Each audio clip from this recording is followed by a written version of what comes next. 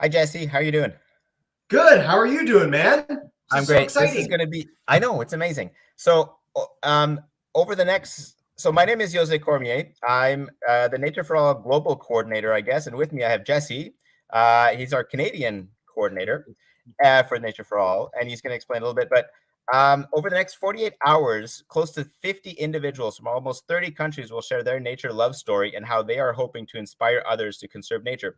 And this is the finale of what we're calling the Nature for All Love Fest. So I'm really excited about this. And there's the website. Go check it out. And so I'm one of the coordinators. Jesse's been helping out. Jesse, can you tell us a little bit about yourself so that people know, you're amazing. Well, thank you. I'm going to be one of the co-hosts for this amazing program to wrap up the Love Fest. It's been a real honor to have the chance to be involved in bringing together so many amazing people, helping bring together this incredible event to cap off what has been one of the greatest series of programs in the world ever, featuring conservation organizations from around the globe. So my background is with this organization right above me here in the little logo banner, Exploring by the Seat of Your Pants. We bring conservation, science, and adventure to classrooms around the world through broadcasts every single week, about 40 to 50 every single month, 3,000 plus in our 7 years of existence. And it's been a real pleasure to get the chance to do something really special like this, where we have so many stories in a short period of time, so many countries featured around the globe. And I can't wait to get started. Thank you, Jose, for bringing this together. And thank you to the whole community live in the next few days for joining in on camera with us on YouTube, wherever you want to join. It's just a real pleasure to get underway. So thanks, Jesse. I'm looking forward to this. So I'm with Parks Canada. Parks Canada has been one of the leading organizations behind Nature for All. And over the next 2 hours, we're going to start off with 4 individuals who will be from China, India, and Australia. And I'm going to introduce to you our first speaker for the My Nature story. And we have Yixuan Liu from China, who's going to say hello. How are you? Hi, everyone. This is Yixuan from China. Yep. So it's morning time in China. So good morning, good afternoon, good evening to everyone who's watching the live stream. And it's a great honor to be here sharing my story with the nature. And shall I start with my presentation, Yossi? Or you might as well. I think it's great that you're here. It's evening for me. I'm in Ottawa. So Yixuan, please go ahead. Tell us what your personal connection with nature is. We'd love to hear it. All right. So the upcoming presentation is sort of like a dragged out version of my self-introduction about myself, about my personal experience, my work experience, what I do, and sort of about like this field so you all see, one sec. Are you able to see my screen right now? Because I think I'm still on the screen sharing mode. I can't see it yet. Oh, no. Okay. Oh, sorry. I think it removed. Can you add it again? Let me do it again real quick. The joys of live streaming. We'll get it back. We promise, fine people. There we are. We'll bring it in, and then you to the very bottom, make it full screen, and you're all good to go. Okay. Here we go. Beautiful. Everyone's able to see it? Okay, good. So while you can see like the background photo is a snow leopard, I'm sure everyone's not familiar, but everyone, once they see it, they may be like charmed by this species. So was that the first time when I saw like photos of snow leopards, and that's sort of like the determinants of why I decided to enter the field. And so here is like sort of sums up what I do, the 2 photos. I work in a nonprofit organization in China called EcoBridge Continental. And this one in the upper right corner is like the logo of my organization. So if you're interested, please look it up. And what we do is a lot of species focused projects on carnivores or large mammals. And what I do as like my main responsibility is split into two components. One is like the field work, and the other one is data analysis and like report generating. So, and my favorite part is definitely the field work. The left corner, the left photo is the one where I was sniffing the rocks, and what we call it is to be in the same frame as snow leopards, sort of like taking a selfie, even though the time is different, but spatial wise, it's sort of similar. So I'm pretty proud to be like in the same place where snow leopard was present at the moment. Yeah, so it's pretty exciting, just like hiking up the mountains. And here are the three components of my job, and I'll go in a bit details in this slide. So the first one is, of course, sign tracking and identification. So for sign tracking, we would like start doing a survey, and then we have to be like really on the watch for any tiniest traces that animals could leave behind, wild animals that leaves behind, like pug marks or their feces samples. And while you might think it's like, without actually doing the job, you might think it's easy to just sort of like walk on a trail and trying to spot like any traces, but you need to have certain knowledge in order to distinguish and identify these traces. So for snow leopards, they really like to like hang out in panoramic spots with sweeping views over the valley. They like rocky outcrops and cliffs. So usually we would hike up to these mountain paths or like the top of a small hill and looking for these giant rocks to help us identify some of the signs. And not just snow leopards, like other carnivores, wolves and bears and leopards, common leopards, they all leave evidences of their presence behind, like pug marks, scrapes, feces, scent sprays. So in the earlier photo where I was like sort of sniffing on the rocks, so you can smell the scent that leave behind this urine, and claw rakes and rimming from kills. And it's pretty exciting to find like a kill site. As you can see in the small photo down here on the left corner, this is a red deer carcass, and we have to like the mammals, the carnivores, they tend to poop around the carcass, which I don't know why, but we would be collecting fecal samples as well to do some DNA testing afterwards in order to identify the species. Yeah, and then the second part is camera trapping. So all these are sort of wrapped in one field survey, and we would carry like 3 or 4 camera traps with us and select locations, scouting for places where it's most likely to take photos or to have animals walking by. So it's sort of like to enhance the probability of seeing the presence of these animals, so that we'll be able to do analysis of like their distribution or what kind of species live in this habitat. Yep, and here you can see a cute snow leopard selfie right by the camera traps. Yep, so the next part is sort of like my personal encounter with the wildlife. When we go in the field, you get to see many wildlife if you're lucky enough. Also, if you go out like more often, then the chances sort of increase as the more often you go in the field. And for mine, where snow leopards tend to live in like rocked terrain and like mountain area, alpine mountain area.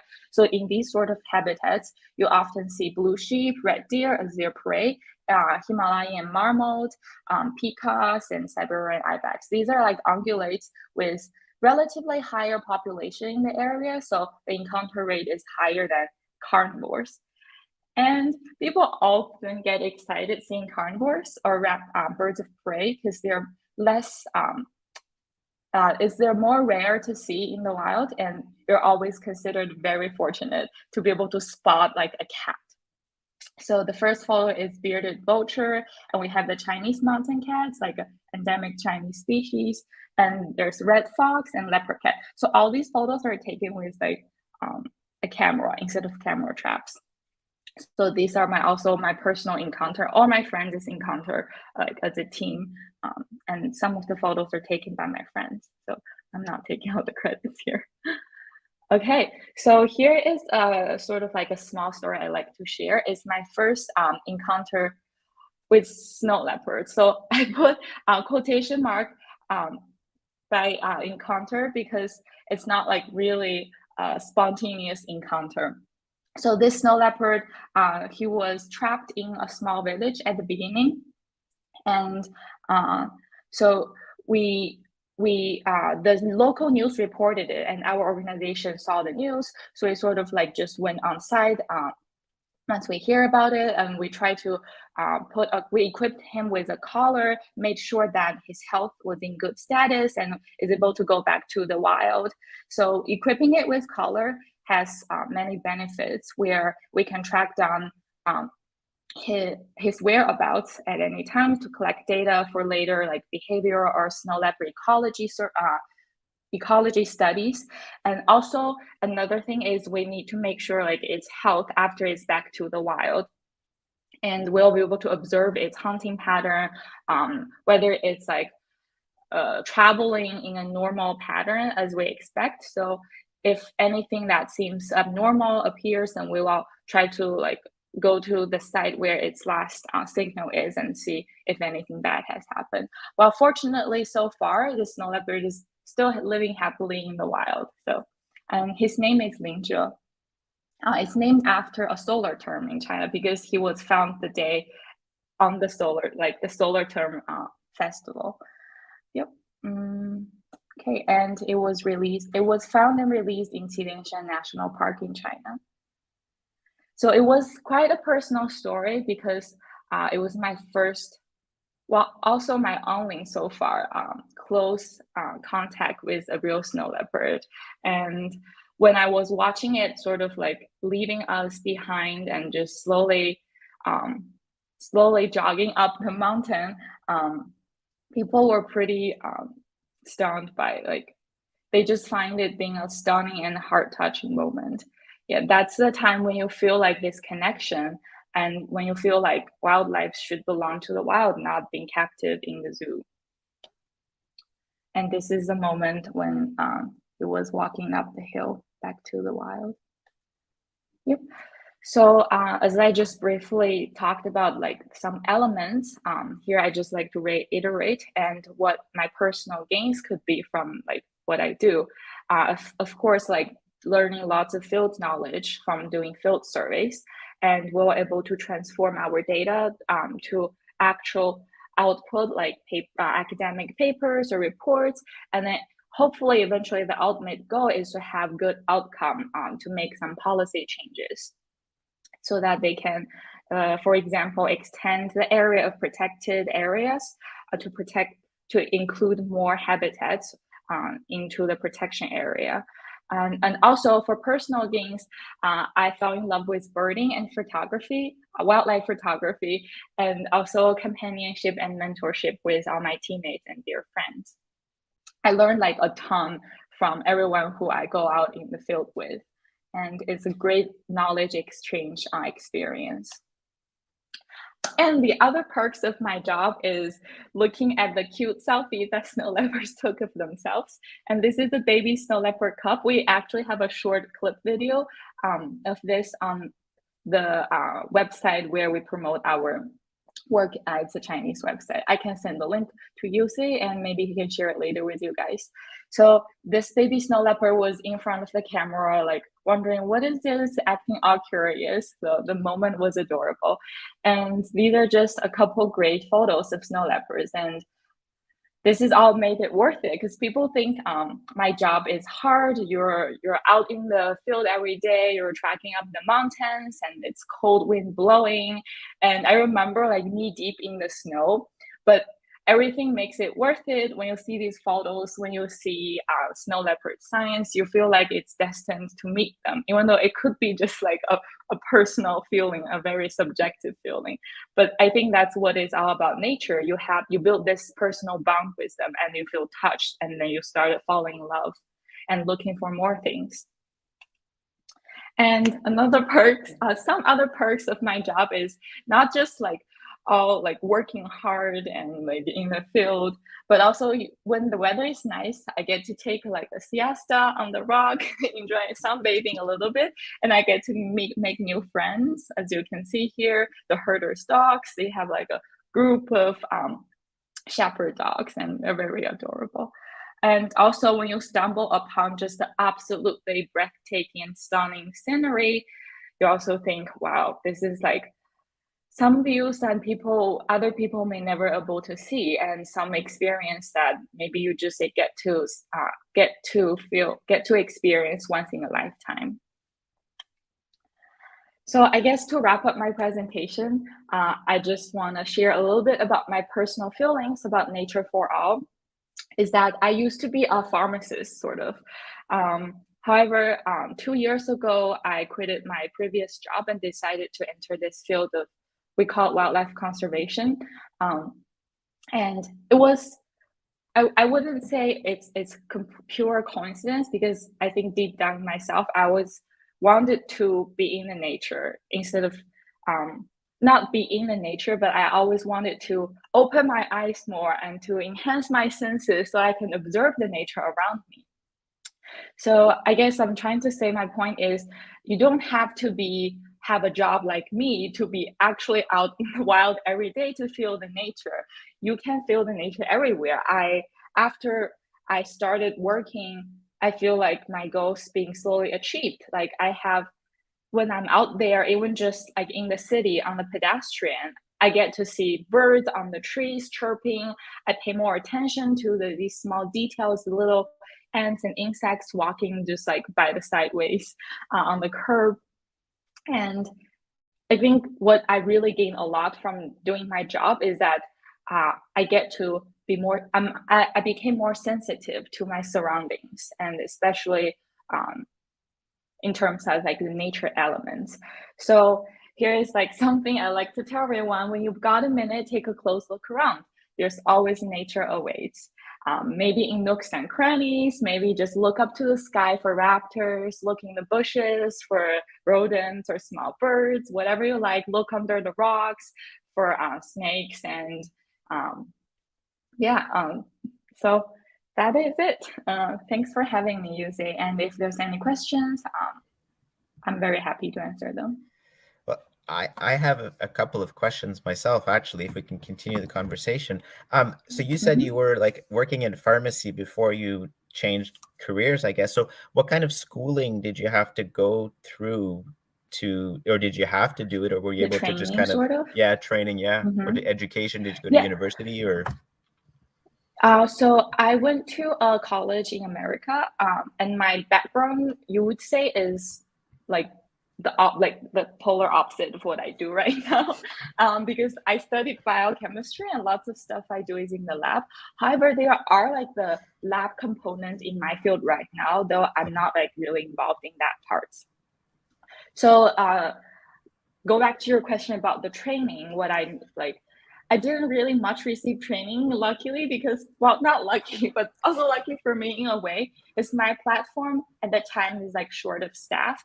So I just like went out in the field and learned from experience and learned from, as I said, my teammates. Yeah, so it's like hands-on learning, hands-on training. Okay. So and this is incredible, because I think, a lot of people, when they think of China, they think of big cities and they think of, a lot of people, but it sounds like I'm wondering, how close are you, like when you go out into these mountains, like how close are you to other cities? Like, are you pretty much like in the middle of nowhere? Like, how long did you go for a hike? Like, how did you get there? Did you hike for 10 hours, or how high are you as well in these mountains? Like, it sounds amazing. It looks amazing. Yeah, I'm sure like some of the photos you see seems like it's in the middle of the nowhere. Well, most of the time, yes. We usually visit like small towns or like villages, and we would stay in herders, the yard. You call it the yard? Yeah.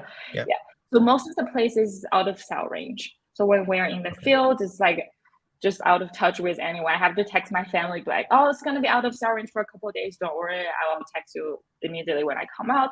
And there are some short trips where we need to take horses. And because we don't do like trips back and for like just one straight way. We would go around the mountain. Yeah, it just saves a lot more time.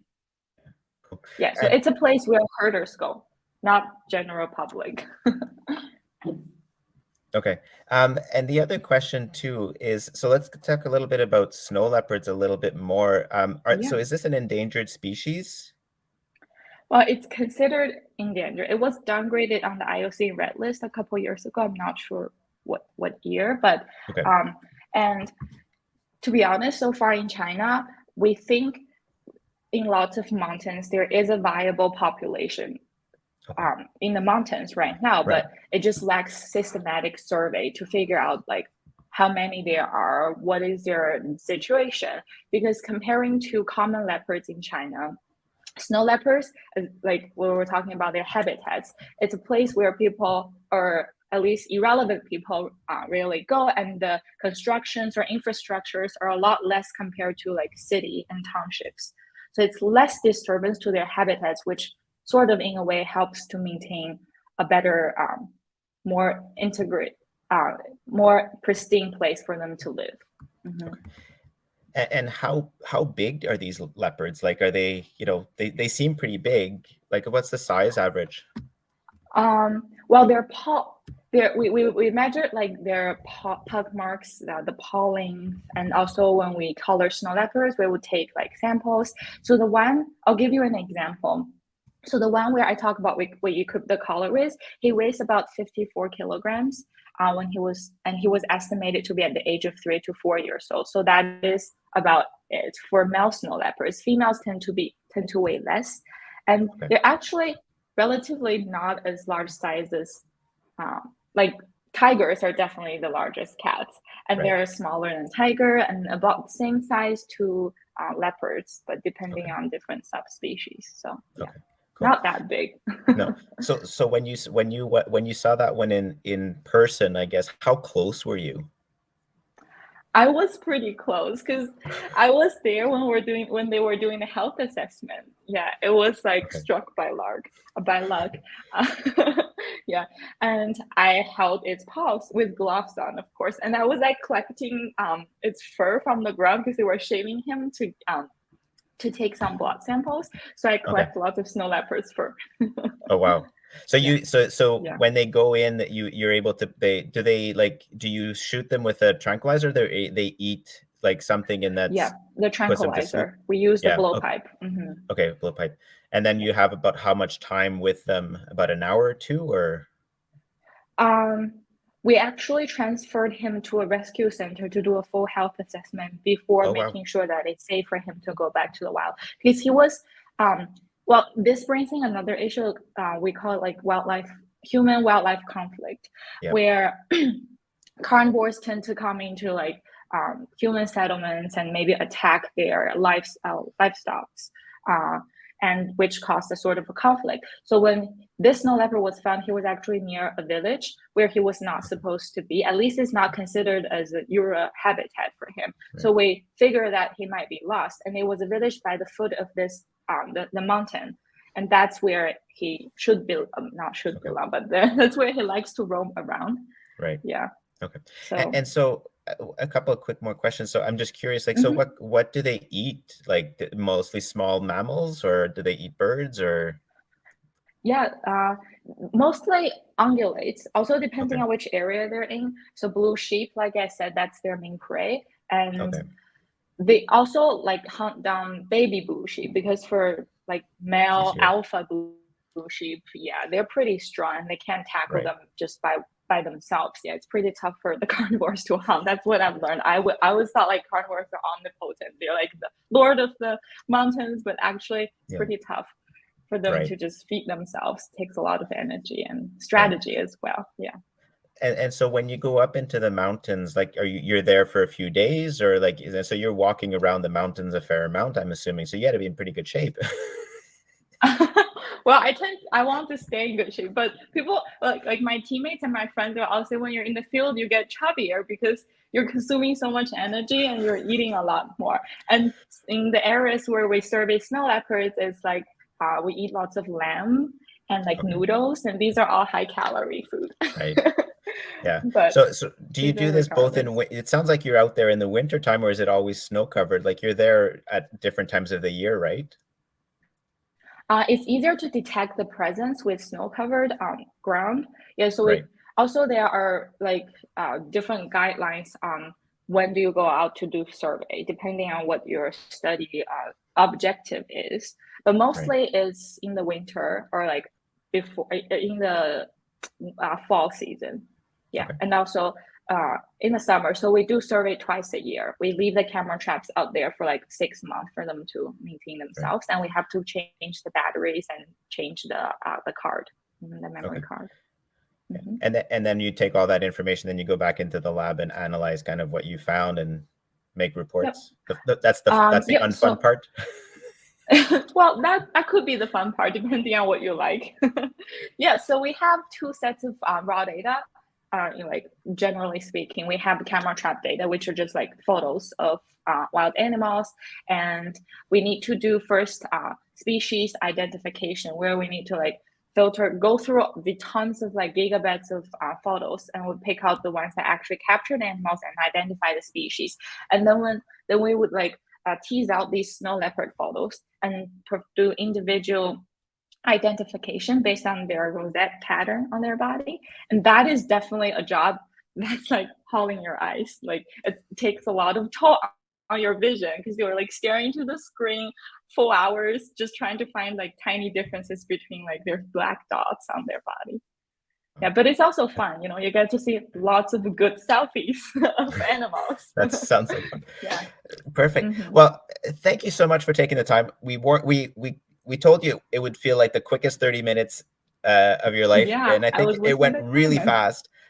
yeah, This was TikTok. amazing. Like, thank you so much for sharing your story. It sounds like you're living some really cool experiences, and I think for me, anyways, I'm glad you moved from pharmacy into this world because I think what you're Yeah, me doing too. is pretty cool. So thank Thank you so you. much, and keep inspiring others. Mhm.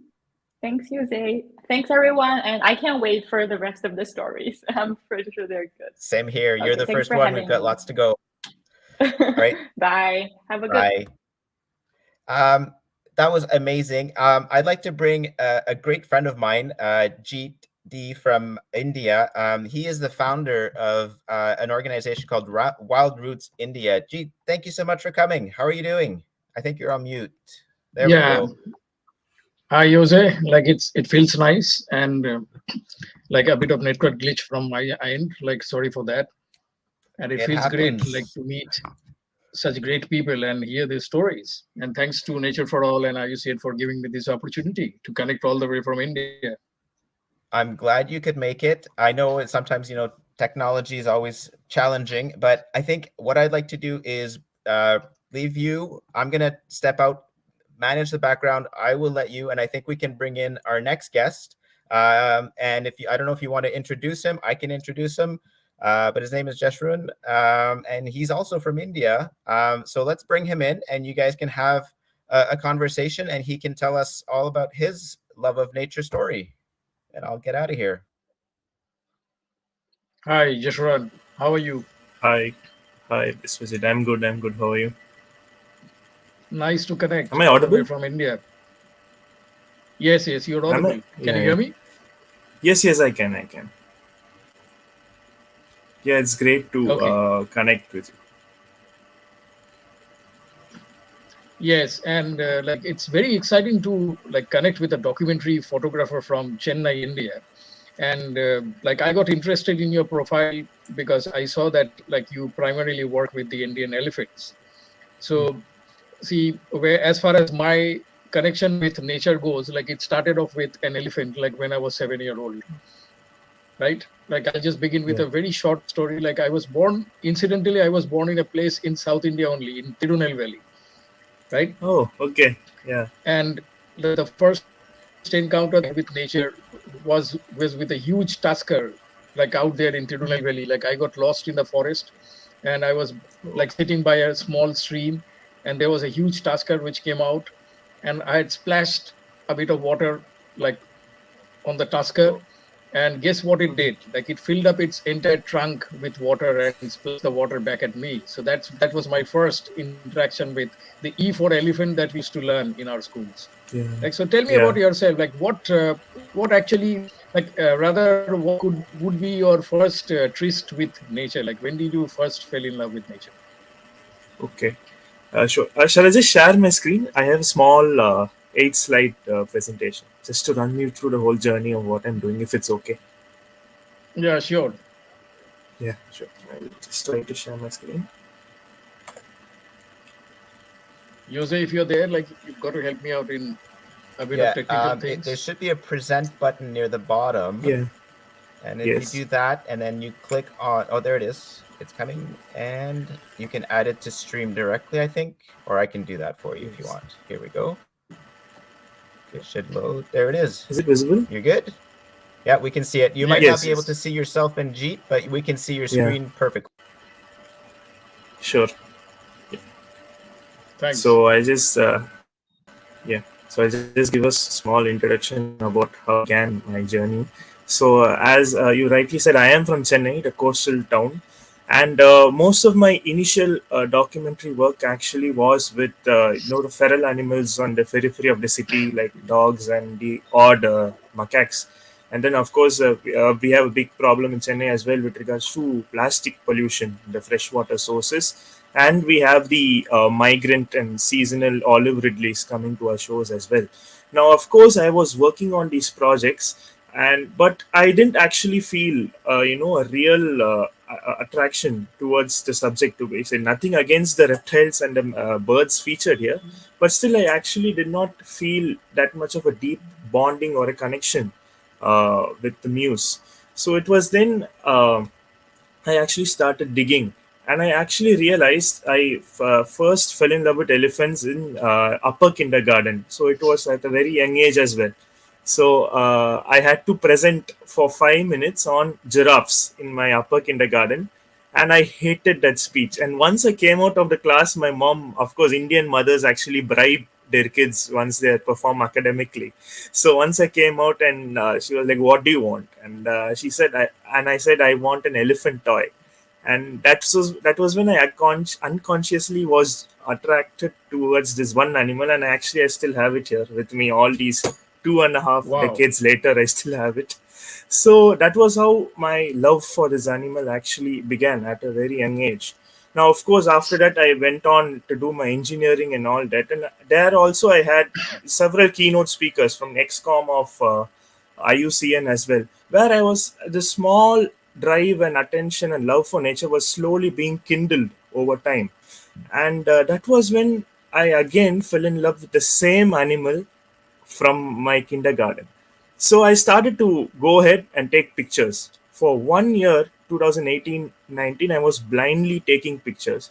But then Corona, the lockdown period actually put many things in perspective because Yes. I couldn't travel, I couldn't photograph. And so I was actually stuck in my home, and I actually started researching into this particular animal, going to research papers by Dr. Honorable Raman Sugumaran from India, and different even researchers from abroad like Dr. Hannah Mumby.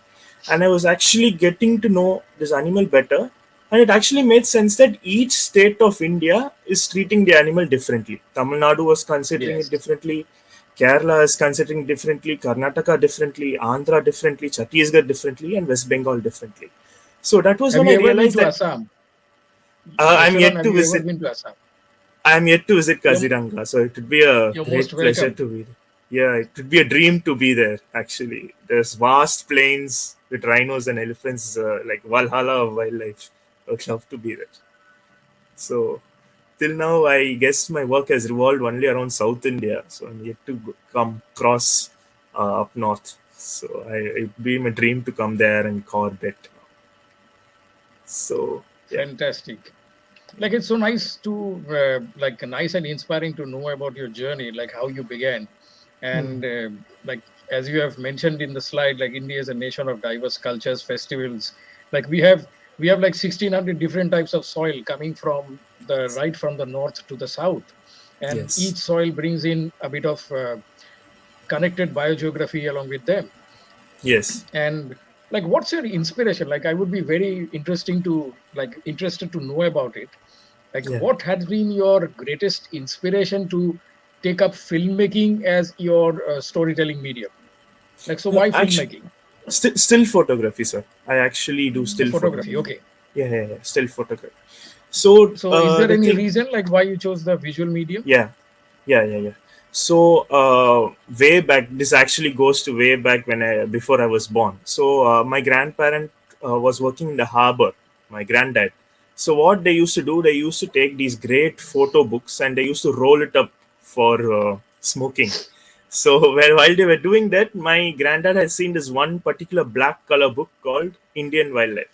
So he had actually, while they were about to tear up the pages to smoke, he actually just took it up and said, "I'm taking this home to my children." So that book actually passed down through my mom, and now and then to me at a very young age. We are talking about like 3 or 4 years old, and actually now I realize that it's a book by the Bedi brothers, who were the very famous documentary filmmakers and Ah, photographers of yes. India. So it was actually made by them at a very earlier stages in during the ages of film, and I was actually astounded by the landscapes which the brothers have captured in that book. So, like the landscape of Corbett was there, of Bandipur was there, and in that the elephant sometimes would be small and sometimes would be so big in the frame. So back then, of course, we couldn't afford cameras, so I used to draw. Looking at those photos, I used to draw. So I kept drawing and all that. And once one of my cousins bought a camera when I was 17 years old. So that was then I was like, let me take this to the zoo by chance. And that was then I realized photography could be a effective medium. Of course, painting is great. So and all that, but I realized to actually effectively capture what's happening, the essence of the moment, and to convey it and raise awareness immediately to the people and the audiences which are seeing my handles, I realized that photography would be the best medium. I totally agree with you because like I've been working with my primary work involves with the community schools of India, and I've been working with states like where the language fails. Like I do not know their language, like I don't know how to speak their language, and I think like when language fails, that the visual Yes. content comes into play, and they start the mode of communication. So through visual content, you can communicate even without speaking a word, right? Yeah. I totally agree Correct. with you. Yeah. See, I would really like want to ask you a question again. That Sure. see, what do you think about the approach towards the awareness, environmental awareness, which is happening in India or around the world at this particular moment? Because see, we are trying to scare people off by saying that the world is going to end. Like Correct. there's some kind of an apocalyptic like Yes. approach like towards nature conservation. So, what is your Mm. take on that? Like, what do you think about it? Okay. So I would have two opinions about it, sir. So the first thing is, while we're preaching about, say, conservation and all that, we shouldn't, for number one is we shouldn't demonize the communities living near the wildlife, for instance. That's one main thing we have a problem in India, because every time a tiger conflict or an elephant conflict happens, immediately all people sitting in metro cities having no connection with the scenario will ask for mass evacuation of the people. So which is actually not a healthy thing from a zoological as well as an anthropological view. So that is why we need positive reaffirming stories of the local communities, like how recently we have this Oscar nominated documentary on elephant whisperers, and incidentally this same calf represented here is the male elephant in that documentary. So actually we need such positive stories to actually enforce that there is good and there is hope, because positive information actually reinforce long lasting change rather than just a negative shock value communication which just gives a impulse value. People just share it on their status, share it on their story, and they just go about their own work in their own hedonistic pursuit. So I think we need positive stories of communities, and second, we need local stories as well to raise awareness locally first, because we need every state handles it differently, sir. So if I'm going to say that captive tuskers should be let in must should be handled proper while they're in must condition, I cannot tell that message to the state of Tamil Nadu within India, because Tamil Nadu has only captive cows. But that communication will go well to Kerala because they have only captive tuskers. So the way in which we station and the destination of our communication, it must vary from state to state within India. And of course, we need positive stories as well to inspire change. So these would be my. I totally agree with you. I totally agree with you, Jeshurun. The approach like that you have just explained. So I think like that is the that's why we are having this love fest. Like we are first emphasizing on the fact that we have love nature. Like before we start communicating about the bad things that's going to happen to it, and like there's very less positivity in the conservation sector at this moment right now, right? And Yes. like I would ask you, like suppose you're trying to communicate to a 7-year-old, right? And you're trying to explain conservation and nature awareness to a little 7-year-old. Like, what would be your approach? How would you approach it? Sure. I think if I have to talk to a 7-year-old, I have to work things back in my mind to actually the point when I was 7 years old and what drew me. So what drew me was not scenes of elephants lying dead on the railway tracks or elephant being lifted by JCBs in order to be tamed in a kraal. What drew me was Mr. Sandesh's documentaries of elephants roaming Corbett, elephants drinking water from the Ganges, elephant crossing, the Corbett Plains, elephants, navigating the hills of the Western Ghats. These frames are what actually drew me as a child. So I believe we need to create a wonder first with them so that they actually fall in love with the subject in a very healthy way. And then once they grow through either the maturity of going through information as well as maturity of age, we can slowly expose them to the different ills which befall elephants, like how railway constructions, habitat loss, and we had even refineries causing a big issue, mining is a big issue, and down south we have educational institutions as well joining in. So I believe at that age we need to create a wonder and excitement, and once they are actually vested in, they actually care about the animal, we must slowly expose them. But of course with a 30 or 40-year-old adult, that cannot be the issue because they all have passed through the age and we need to be bang on. We should be like, sir, you're putting peanut butter on your bread and that's killing orangutans. To them we can be Yes. direct, I believe. Fantastic. And like I really wish at some point of time like we can discuss about some possible synergies, because I'm Yes. from Assam, and Yeah. and as you have said that elephants I feel like they have a like different type of language of their own, right? Like when you step into the forest, like they'll just sniff you out like from a distance using their tusks, and they'll know like your inner intentions. Like it's like there's a saying that goes in Northeast India: when once you step into a forest, the elephants know why you have come. Like if you are a woodcutter, like trying to cut down trees, the elephants will know that there's a woodcutter. Like the moment you step inside a forest, you don't have to do anything. So that's a fantastic like connection that the elephants have with the forest. And I think like there's a lot of greater things to be learned from like these pachyderms at some point of time. Like not only about how they are the engineers of the forests, right? So you've also mentioned, like I was going through your profile, and you have mentioned that we are at the crossroads and potentially like set to witness a huge loss of tuskers from the wild populations. So how much of population loss do you think like we've had over the past few years, like when it comes to the elephant population? Sure. Okay. So can you see my current slide? Yeah, like Yeah. just So add to the screen. yeah.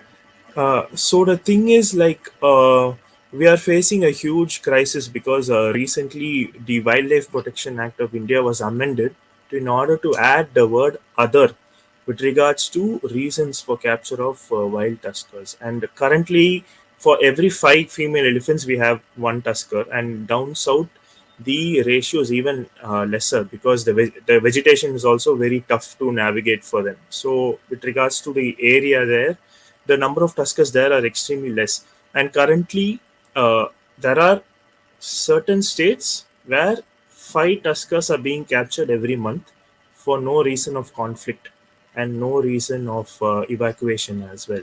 So this is being done at a rampant pace in India, sir. So I actually came to know about this and I was actually shocked because there is a rampant increase in this capture, and this amendment of the law also allows private owners down south to actually traffic elephants from the north. So there is a mass movement of the males from the wild populations to being tamed and being made captive, which is actually very unhealthy for the genetic pool of the species in India. Because in Sri Lanka, we have an isolated population of elephants where majority do not have tusks. But when if we are going to keep doing it here as well, we will be facing very drastic biological issues in the gene pool. So even here we have this stats here, which is actually a year old. There has not been a survey being done again. So till now, and there are around I believe now there are around 3,000 captive elephants in India, and of course, not every destination where it lands is unhealthy. We have zoos which do a good job of educating, but of course, there is a limit. There are certain zoos abroad which do elephant shows, like to make them stand on 2 feet and all that. That is wrong. In India, it's not there, happily. So, not every stakeholder who has an elephant is at wrong, but there are those who misuse it. So, we need to raise an awareness about it in the general public as well to make them sensitized to whichever destination they go, be it for leisure or tourism, to not put in money where elephants are being exploited, even if it's a religious site, especially in South India, which can be a big issue here. So we need to break down each of these stakeholders and to actually examine how and why that elephant got here. And that can actually help us give clarity about the issues. Yes, you're quite right, because when we were talking with a few group of fantastic students, like whom we had involved, like in a youth climate fellowship program, like which was again funded by IUCN, not quite long ago, like just a few months back. Like we were having this debate and whether to support ecotourism and support the elephant rights, like in the wildlife sanctuaries. So there was a debate and there was a discussion that had come up, and like a few people, a few students said that like we should support the ecotourism by promoting the elephant tourism because it brings in considerable amount of money to the wildlife sanctuaries. But there was again another group of people like who were trying to say that elephant should not be like brought into tourism and we should not have elephant rides in the wildlife sanctuaries. So there is always a like debate going on, and I think like we should come up with a win-win situation at some point of time, like in order to create better future for the elephants, like, and also the humans. Yeah. Right. I think fragmentation like plays a very important role in the habitats of the elephants, like all over the world, like wherever they are, like whether it's in Africa or whether it's in India. Yeah. So like there's again this battle between the urbanization, fragmentation, and like preserving the elephant corridors. So what would be your take on that? Like what would be your message to the youth? I think fragmentation. I believe, of course, everyone would sit and listen if we are going to talk. If I'm going to talk about fragmentation, which is affecting elephants, but I believe this environmental awareness and nature, being conscious about what's happening in nature, actually starts from a very local level as well, sir. Because for me, of course, what drew me back into elephants, like I said, while doing mechanical engineering, was a visual of a male elephant. He was called Madikeri Raja from the Tamil Nadu Karnataka border. He was being lifted by a JCB, put in a corral, he died. Then they took his second brother, they put in a corral, he died. The third one is still alive, but as a captive tusker. So of course it was this dramatic visual drew me back into elephant, to care about elephants. But after that, I started looking at my own city, sir. So I started by looking at my own map, the city of Chennai, and I realized this one particular marshland was actually being fragmented by 2 colleges, a hospital, an IT park, and as well as a city dump yard. to the fact that now that entire marsh ecosystem is just 1/10 of the land as an eyewash public walking garden. So this understanding of fragmentation, I believe we need to give to the youth from a very local level, so that they will be aware and to see, they will actually able to sense when it's happening at a macro level, which is affecting, say, the elephants at a very big scale. So once they start reading this, they have to realize why the policies are changing, why there is this being marketed in the local news, what is the intention behind this. So once they try to sense it at a local level, it becomes very easy for them when it regards to fragmentation of national parks and tiger reserves. And I believe also adding one more point is ecotourism is actually a big protector against fragmentation, I believe, my opinion. Now, of course, ecotourism in South India is actually different from Central and North India, because there is no safaris being allowed in the core and buffer zones. There is actually only safaris allowed in 20% of the land in the periphery of the reserve, and there is no entry allowed in core and buffer. And elephants are not being allowed for riding. Only in Tamil Nadu they are allowed for riding, Tamil Nadu and Kerala, but Karnataka has taken a step after lockdown to not allow elephant rides, which is a big positive step. So I believe ecotourism can also, from a government standpoint, can be a big protector against land being subject to fragmentation. Yes, yes, and I'm really interested to see some of your shots of the elephants, like the Sure, amazing sure. photographs that you keep on taking. Like, do you have them in your slides? I have few of them. So this picture here is a Makna. It's a tuskless male from Karnataka. So we chanced upon him while on a safari late in the evening at around 6 o'clock. So he was out in the open grazing, and of course we see that his tail has no hair and his ears have many holes, because Maknas have no chance with females, because females choose males with tusks. So he has to be more aggressive, and he would have already fought with multiple males. So it's very evident from the battle scars he's wearing. So this is one picture made of a natural male animal. And this is a tusker called Subramanya from Karnataka. He's a captive one, and he was actually, while capturing him from the region of Hassan, which is conflict prone, his eye is actually damaged, so his socket is actually hollow. So he has to spend his entire life, being in such a pitiful condition. So even though I do believe local communities should not be demonized for handling elephants, there is a balance to it opinion as well, because the elephant actually at the end suffers from stereotypy as well as a restriction in movement. And this is of course the crawl structure. So this is where so if we see here carefully, there are actually two compartments here. Two columns constitute one compartment. So this is where the elephant is put in after being captured for around an average of 4 to 6 months, where they are starved, sometimes they are beaten, to actually make them conditioned to actually listen to the commands. So whenever we go to a tourist destination, of course, this is a government run thing, so it's actually made of wood and it's not that hurtful for the elephant. But if we are going to go to private tourism destinations, like especially Thailand, it's going to be even more very cruel, like metal structures with concrete floor, and the treatment would be even more cruel. At least here it's out in the public eye, so we can raise questions. So that's why we need to be conscious as well with regards to which site we are choosing for tourism. And this is one of the oldest captive tuskers in southern India. His name is Rama.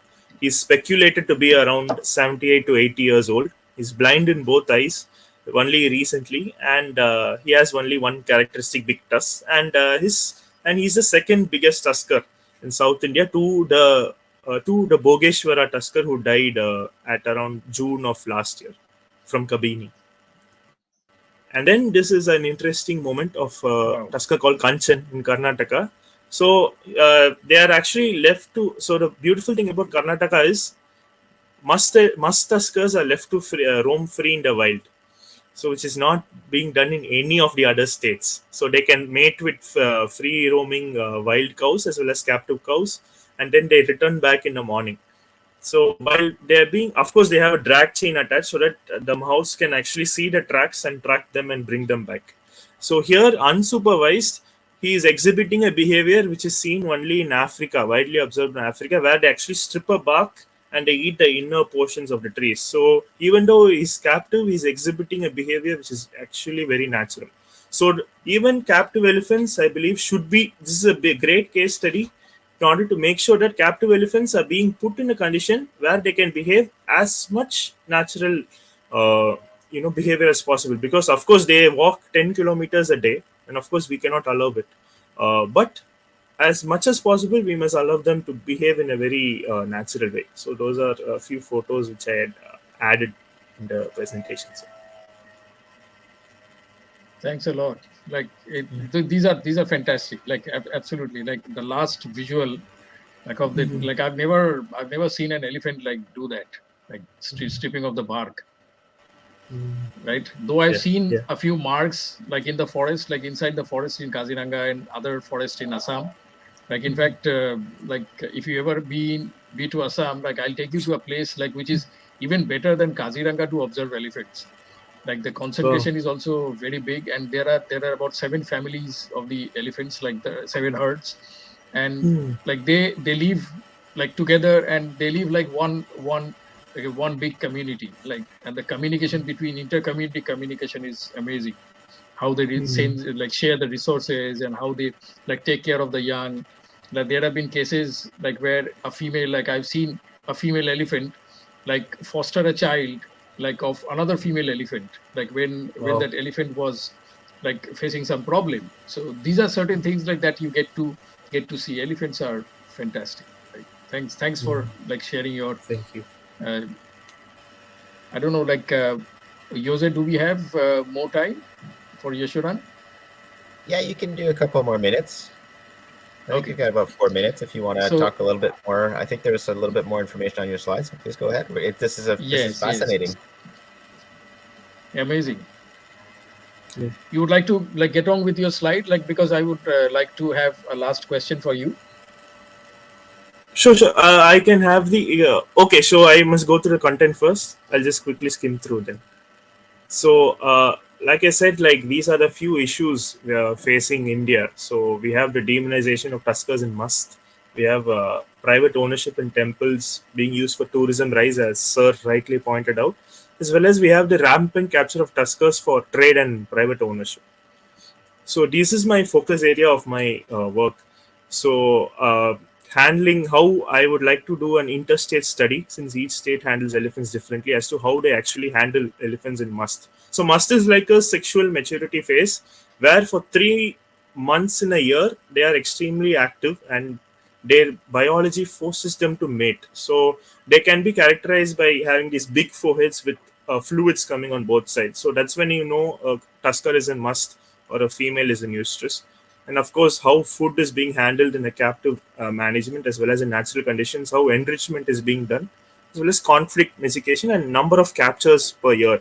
So I believe these are the visual metrics as well as numerical ones. The last one, which I believe which helped me have a proper perspective of the elephants. So this is these are the aims which I do want to have with regards to this project, to raise awareness, to draw state-wise comparisons, to visit, as Sir actually pointed out, on where his work revolves on, to actually share knowledge in metro cities as well as in local communities where there are actual kids seeing elephants every day.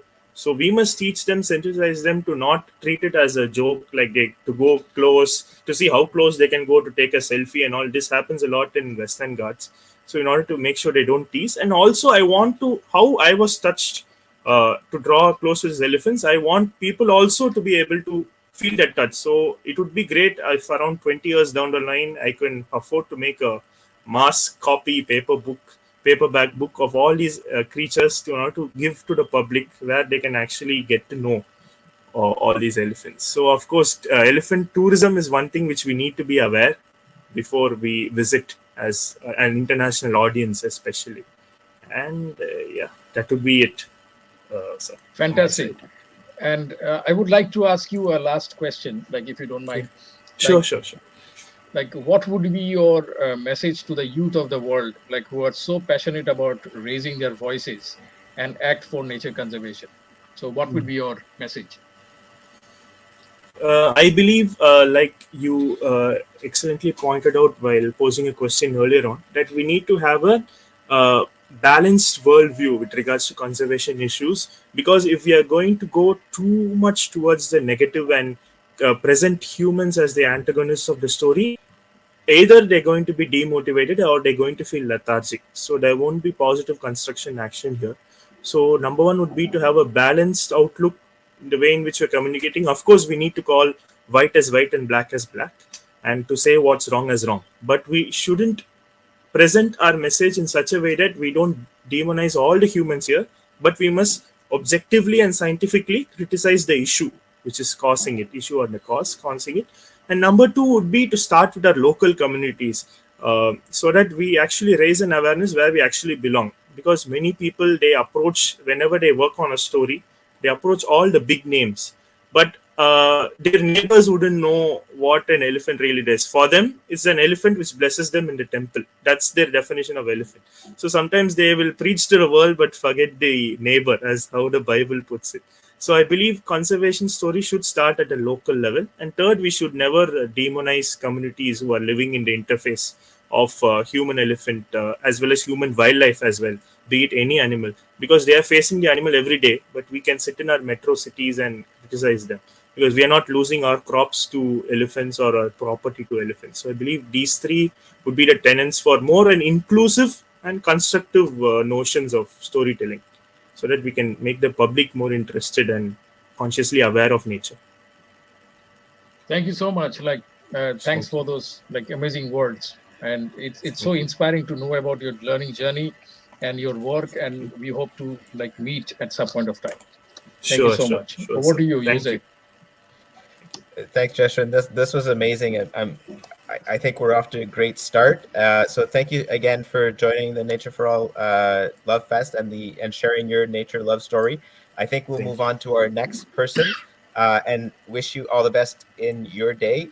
I know it's early morning for you, so thanks for taking the time to come out. And Jeet, I think we've got Meredith on the line, so I'm just going to remove Jeshurun. Thank you again so much, and have a great day. And we'll bring Meredith on the line, and you and her can have a great conversation, hopefully.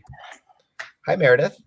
And I will step away because I'm not the one who wants to be here. Well, I do want to be here. I can't wait to hear your story, but I'll let you and Jeet have a conversation. Thank you so much for coming. Thank you. Hi, Meredith, and good morning from India. Good morning. Like good it's so afternoon here in Melbourne. Yeah, good afternoon from Australia. Yeah. Yes. Where are you from, Australia? Melbourne. Melbourne. Okay. And it's so nice, like through this amazing Nature for All platform, like through the Love Fest, like we are getting to meet. Like it's not about like the excitement is not about interviewing the people, like it's about knowing about their life's journey. And I got so excited, like someone is there from Australia, because like Australia is a place like that occupies a greater portion of my heart. Like I've been to Australia, I spent my entire 2017 in Australia, like moving around from place to place. So just tell about yourself. Like you are the like I'll just introduce you. Like you are the operations manager for the People and Parks Foundation. Like is it based in Melbourne? It is based in Melbourne, but we're a national charity, so we can operate throughout Australia. But we do, most of our projects are Victoria based at the moment, because we work, our principal partner is Parks Victoria, which is the state authority for managing, natural assets in Victoria.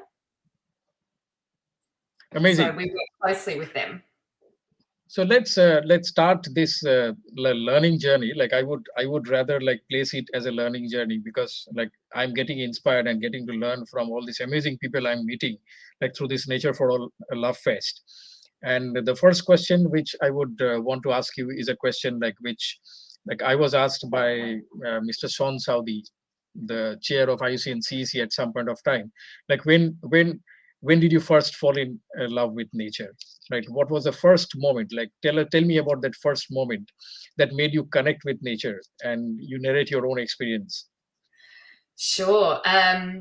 Well, for me, though, I probably didn't realize at the time that I was building a love and connection with nature, because I was, you know, a young kid who maybe hadn't joined the dots yet and, you know, wasn't aware of why I was feeling a certain way. But probably the earliest memory I have of being in a nature setting is going on many hikes in the mountains with my family as a young girl. So my dad was a very enthusiastic hiker, and he'd take us to what's called the Snowy Mountains in New South Wales. We lived in Canberra at the time, which was just a few hours from the Snowy Mountains.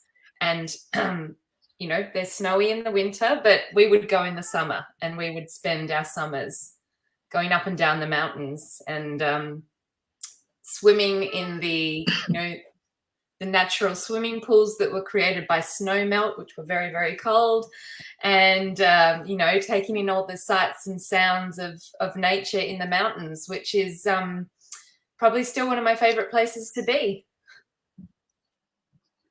Fantastic. And like I totally agree. Like the place that you are talking about, like each of us like have been blessed to be close to some place which is close to nature. And like I stay in Assam in India, in Northeast India, and like my place is surrounded by we've got 2 wildlife sanctuaries right in my backyard, and there's a waterfall like which you can see.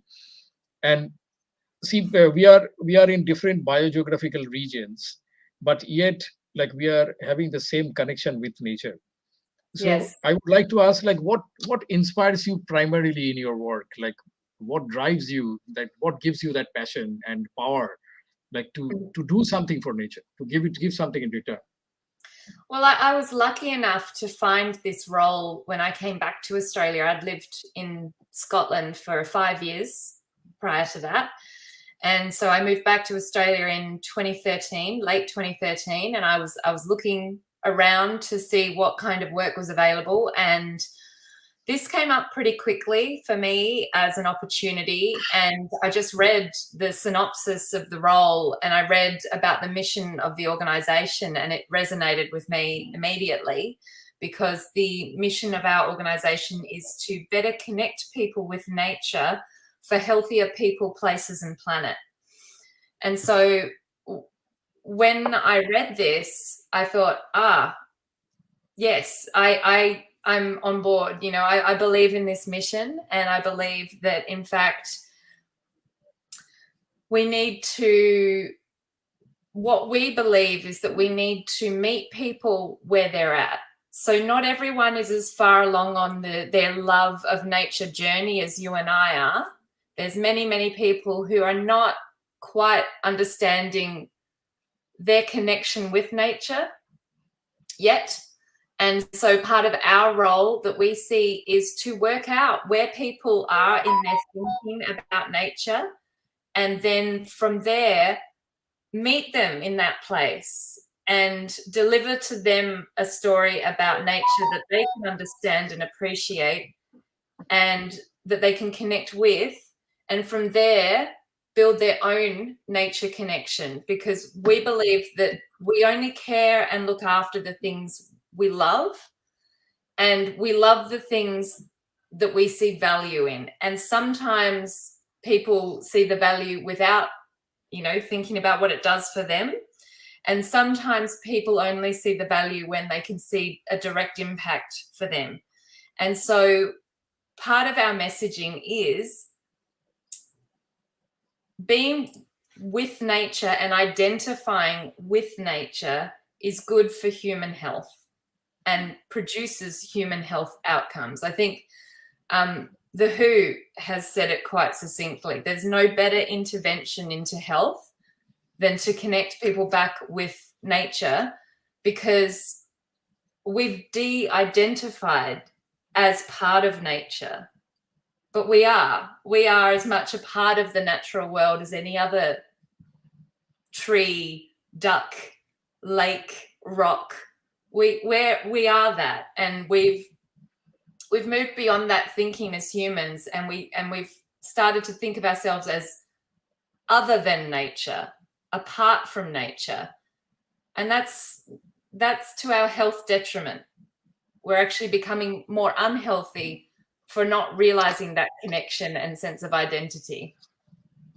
Yes, like very, very true. Like I totally agree with you, because see, a few years back, like when we were, like I was there in a conference in UK, and we were having a debate. Like rather, it's not a debate. Like there was a concern that was shared by a few individuals, like who were not coming from the conservation biology or like wildlife biology background. Like when you go to the conferences and programs which are connected with nature conservation, you normally see people coming from the scientific background, but you won't find like storytellers, you won't find artists, you won't find musicians. Like you don't get people who are not directly involved with conservation biology, like in those conferences and gatherings, like where nature conservation is getting discussed. So this is something, like when you're saying that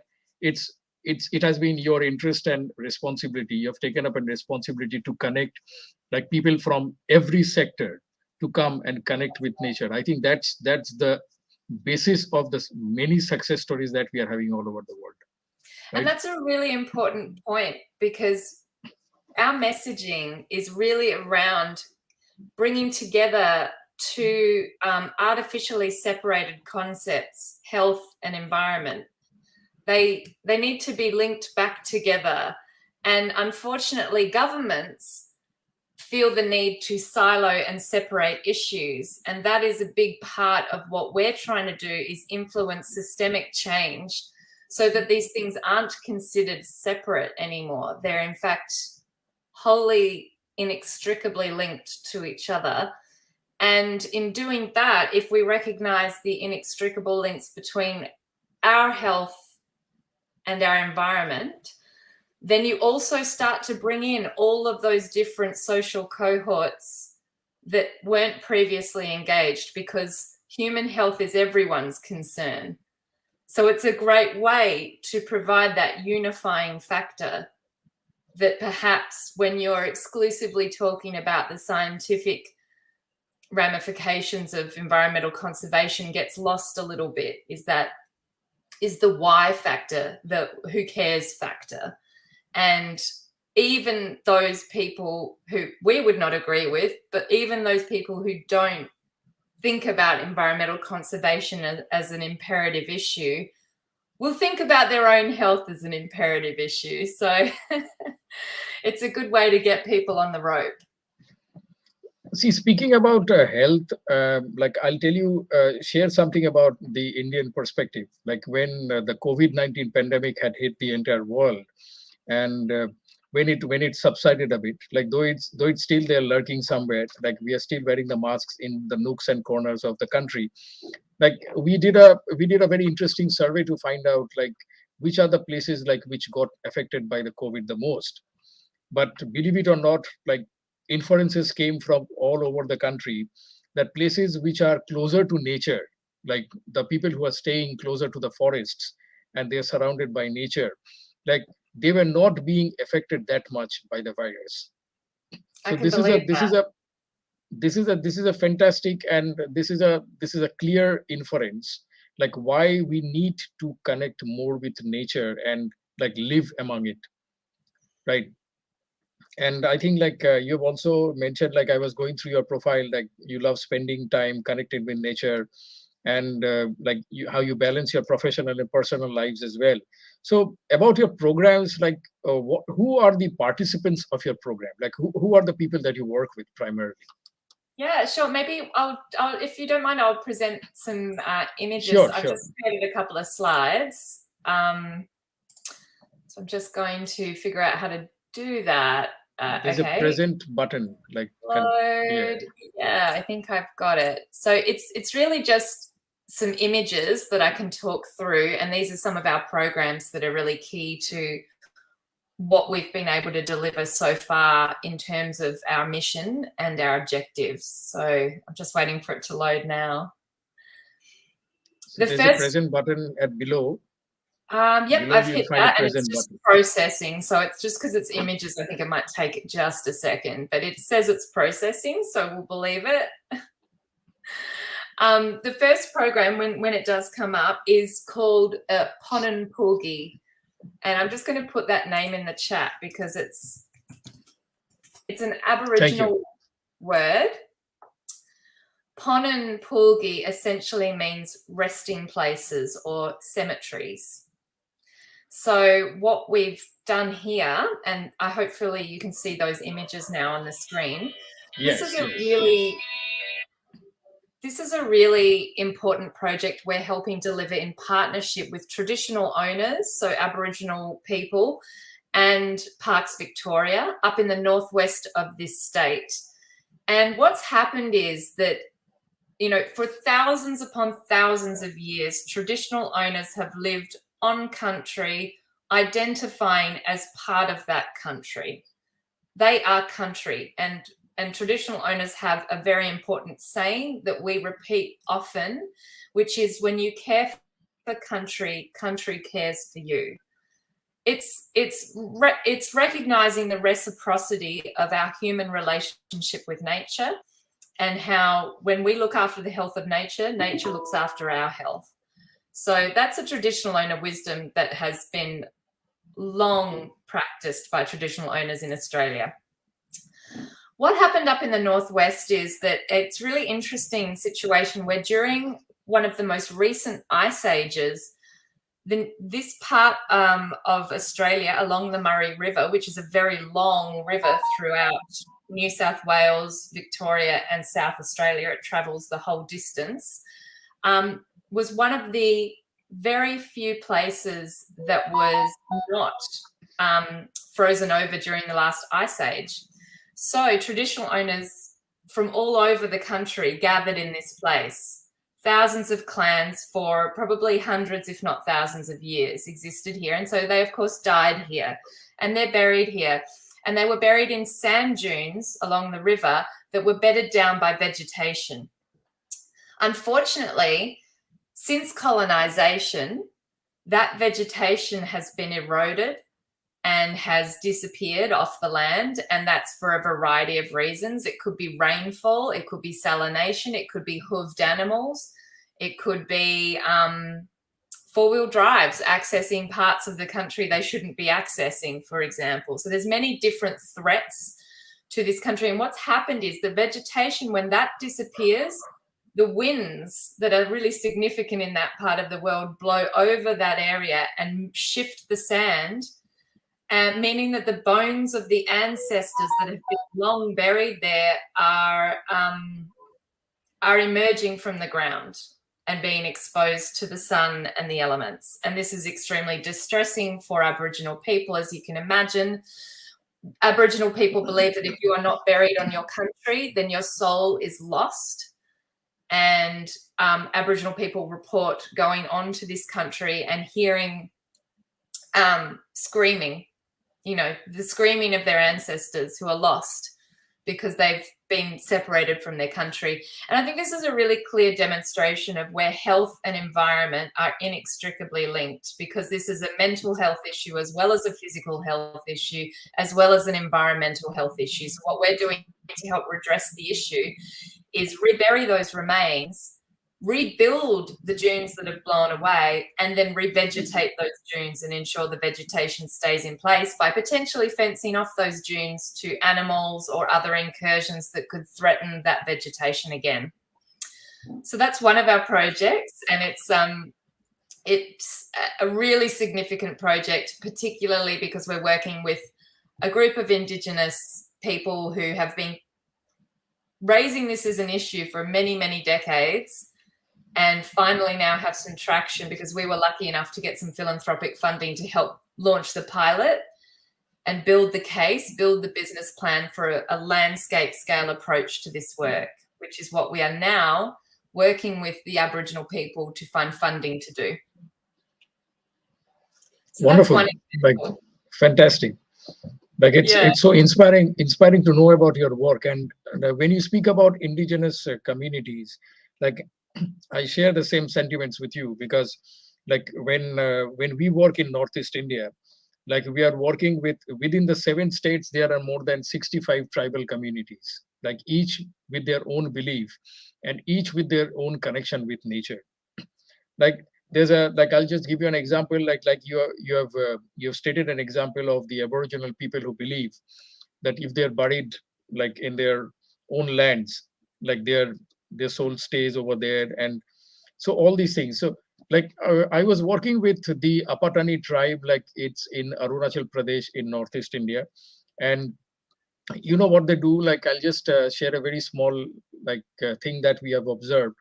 Like when they bury their dead, like they'll put a seed of a tree like on the forehead of the dead person, like when the person is buried, and slowly and gradually that seed germinates and it grows into a tree.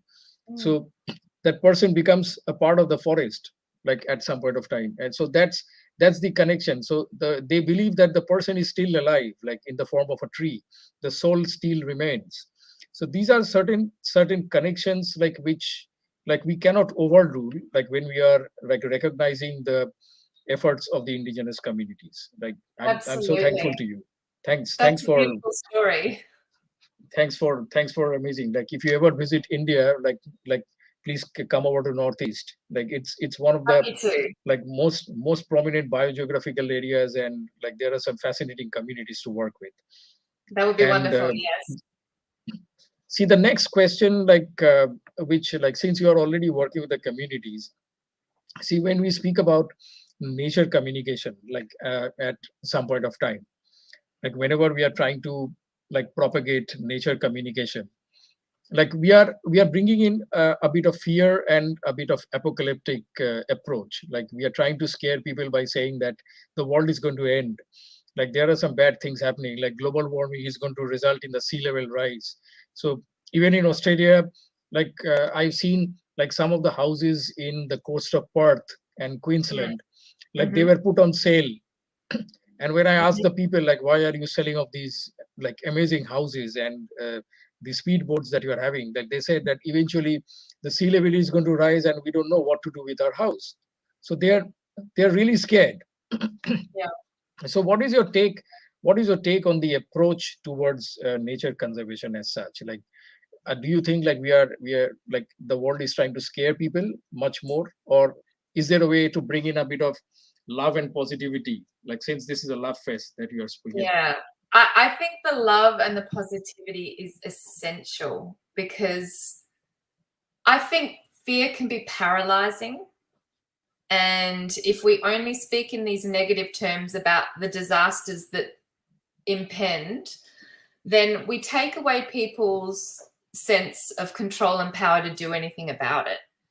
And we also imbue a sense of, I think, hopelessness in the situation that is not necessarily accurate. I mean, it would be more useful, I think, to be talking, first of all, in using language, love language, to talk about nature, because first you have to build the love before you can build the so what factor, the care factor. So if you start from a place of fear, you're losing that opportunity to build love of nature. And we don't necessarily protect what we fear, we protect what we love. So, and if we fear nature, we're even less likely to undertake acts of conservation and sustainability on behalf of nature. So, I think the fear is something we have to move away from in terms of how we talk about the future.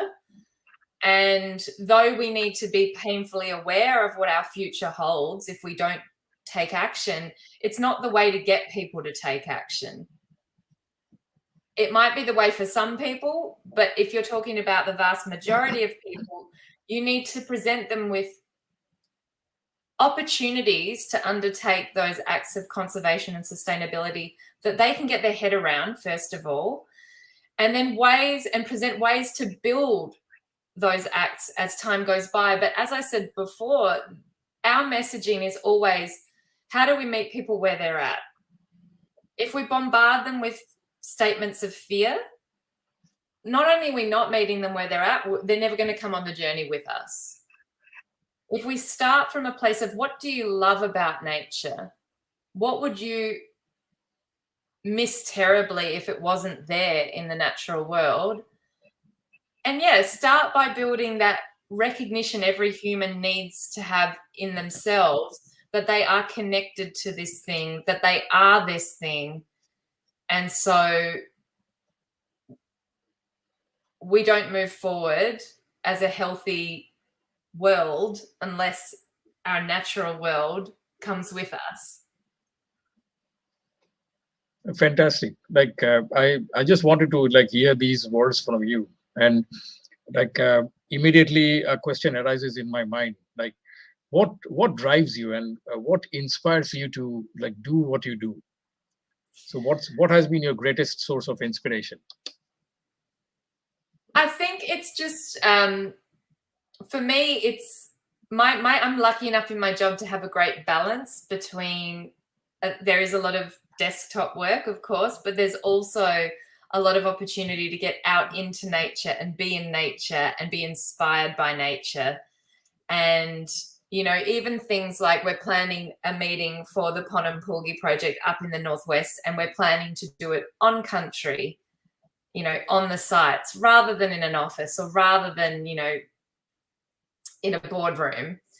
A lot of what drives me is the opportunity to put theory into practice for myself all the time and be able to talk about the benefits of nature and experience those benefits regularly myself. And it's been really satisfying to tap into the science behind why we are so much healthier in a healthy natural environment, and why we need to connect with nature through nature dosing, as we call it, the nature dose, which is a multi-sensorial connection with nature using all of your senses, a meaningful connection where you're actually taking the time to think about how your senses are responding to nature, and then to think about why your senses are responding to nature in this way and what it means to you. So the nature dose is a really important part of our messaging,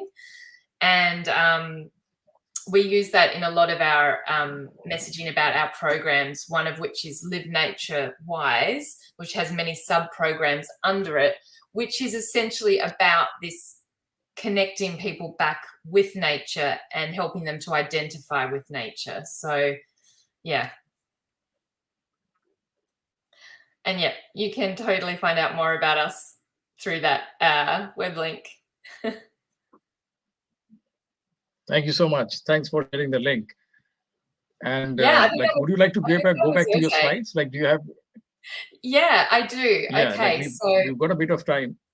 Great. So this is another project. We're just finishing construction on a $6 million native garden up on an old disused golf course in the Dandenong Ranges. And this garden has been designed and built by a man called Philip Johnson, an extremely passionate horticulturalist who won the Chelsea Flower Show in 2013 with this very design. So he won Best in Show and first prize at the Chelsea show, the first ever Australian native garden to win. And what he's done is he's recreating this garden in the Dandenong Ranges at 20 times the scale of the exhibition garden.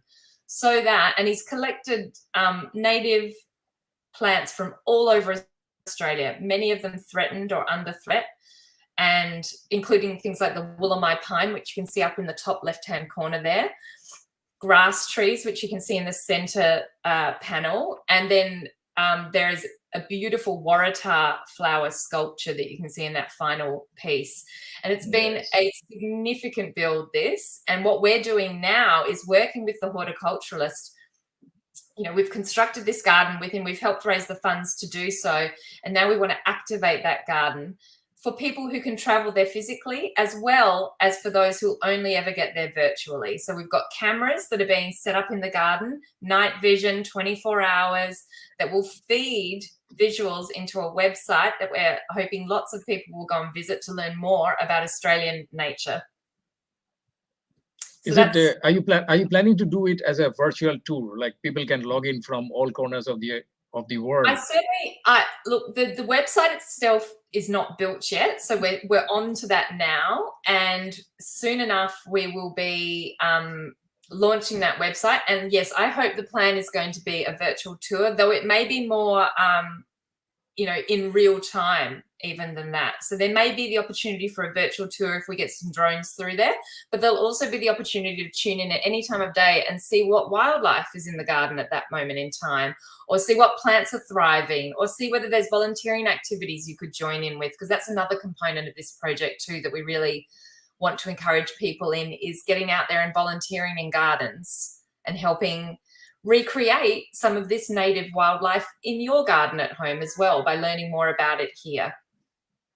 That could be your one strategy for sustaining the work that you're doing. Like if people are like taking up the projects privately, like in their own house, exactly, like they can recruit you, and like you can give them the guidelines to transform a place into a natural habitat.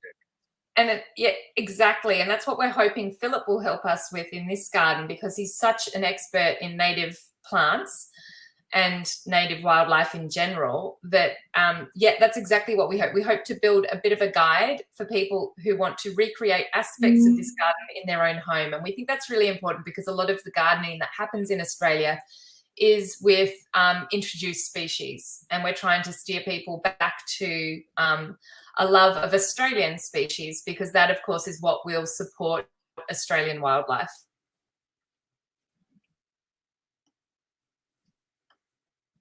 So that's just two of our programs, but I think that's a pretty good synopsis of the kind of work we're doing. And obviously there's a lot more to do with Live Nature Wise that I could go into, but given that we haven't got the time for that right now, I will just say that, we are launching a couple of very exciting pilot projects in Live Nature Wise this year. We're going to be launching a pilot of nature scripts in a rural town called Shepparton. And we're going to be launching our Nature Wise at School program with some schools in the outer west of Melbourne, where we're hoping to create some nature spaces in those schools where they are a lot of concrete and astroturf at the moment. So, we're trying to improve the lives of school students and staff in particular in places where there isn't a lot of nature accessible to them at the moment.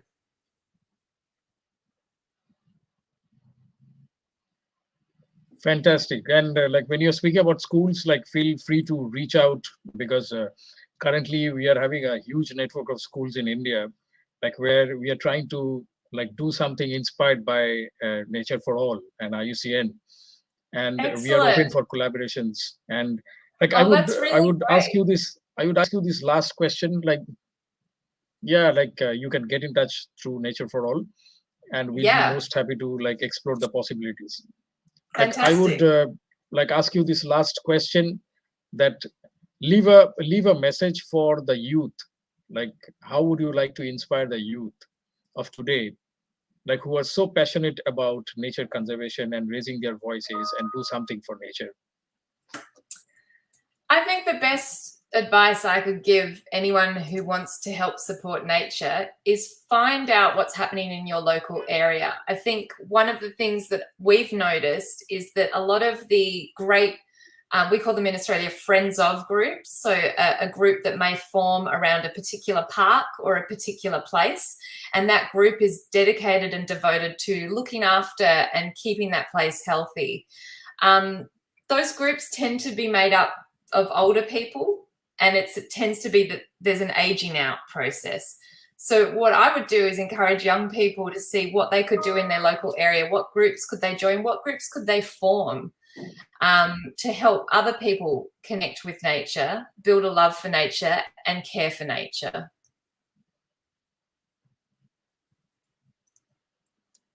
Amazing. Thank you so much. Thanks for joining us today. Thank you. Yes. And it's really inspiring to hear from you. Extremely. Thank you so much. Well, I'd love to invite you to join our Nature Pact in September. So I'll be sending a message around about that in the next couple of months, Jose. Perfect. Sounds good, Meredith. And we're going to go to our next speaker, and we're going to stay in Australia this time. So I'll bring in Fern into the studio, and I will remove myself and let Jeet have a conversation. I'll say hi to Fern first, and then I will head out and just say thank you so much for agreeing to do this. I think this is going to be fun. I'm looking forward to hearing what you have to say. Thanks so much, Jose. Great to meet you. Great to meet you all. And it's been great listening into Meredith. Hi, Fern, and glad to connect with another fantastic person in Australia, because like I was telling to Meredith before, like Australia is a place close to my heart, right? I spent my entire 2017 in Australia, and like it has been a fantastic journey. It has been a fantastic learning journey. So I would just like to give introduction of you. Like you are was the director of the Arthur Riley Institute for Environmental Research in Victoria, Australia, and you have a team of researchers exploring ecology, environment, and human behavior change and multiple ways of knowing place. So that's fantastic. And as you describe your work as science that matters, so let's start off from that. So why science that matters? Like what drives you? Like what inspires you through that? That's such a good question. You know, a lot of people who do science throughout the world are driven by the thirst for knowledge and finding things out, and that's great. Here at ARI, we're particularly interested in what we do with that knowledge and how we might turn it into wisdom and action. We want science to be applied in ways that make a difference in the world. We're particularly interested in science that makes a difference for nature and for people, and people as part of nature. So, you know, we started off as an institute 50 years ago. We're 50 years old. We began as an institute that just looked at the parts of nature that people used. It was quite sort of resource focused, I guess, fish, ducks, those sorts of things. But now it's completely transformed. We see people as part of nature. We research all kinds of things about protecting nature and nurturing the relationship that people have with nature, and how we can grow that and have that lovely sort of feedback loop where people look after country or nature and nature looks after people. It's, you know, very much like that reciprocal relationship with nature that First Nations people have. So that's driving a lot of our work now. How do we make the best decisions with, you know, a tiny amount of resources? What are the best things that we can do in the right places at the right time to make a difference for us, for people in Victoria, people in Australia, people around the world, and for environments near us and beyond? Fern, you've come a long way in your work, like in your life's journey. Like you have been to places, like you have been working with like amazing people. You have been working with amazing communities. So let's just like, since this is a love fest, let's just rewind the time a bit, right? Like just take your mind and rewind the time and go to the first like when was the first time that you started connecting with nature or fell in love with nature, so to say? So since this is a love fest, let's talk about the first moment like that started everything. You know, I think there's a couple of times. It's a bit tricky to identify the very first time. Like I have this vague memory of being just a toddler, and I know it sounds ridiculous because my name is Fern, but I was in a fern gully with all these tree ferns everywhere and a creek. And I remember being with my family and being entranced by the sound of the water, the dappled light coming through the forest, and watching, you know, we would put leaves in the water and watch them move down the creek, and the sounds of the forest. And that's a kind of fleeting memory.